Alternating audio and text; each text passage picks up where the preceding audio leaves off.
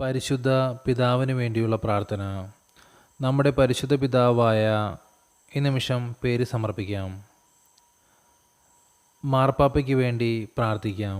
കർത്താവ് അദ്ദേഹത്തെ കാത്തുരക്ഷിക്കുകയും അദ്ദേഹത്തിന് ദീർഘായുസ്സ് നൽകുകയും ഇഹത്തിൽ അദ്ദേഹത്തെ ഭാഗ്യപ്പെടുത്തുകയും ശത്രുക്കളുടെ കരങ്ങളിൽ ഏൽപ്പിക്കാതിരിക്കുകയും ചെയ്യട്ടെ. പ്രാർത്ഥിക്കാം.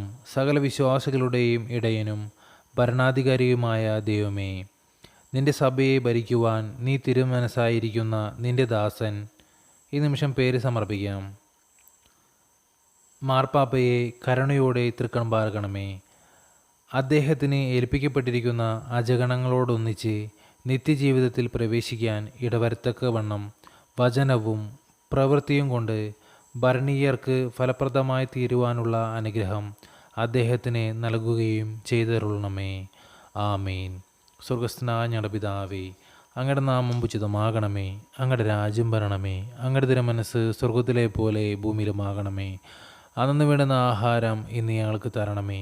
ഞങ്ങളോട് തെറ്റ് ചെയ്യുന്നവരോട് ഞങ്ങൾ ക്ഷമിക്കുന്നത് പോലെ ഞങ്ങളുടെ തെറ്റുകൾ ഞങ്ങളോട് ക്ഷമിക്കണമേ.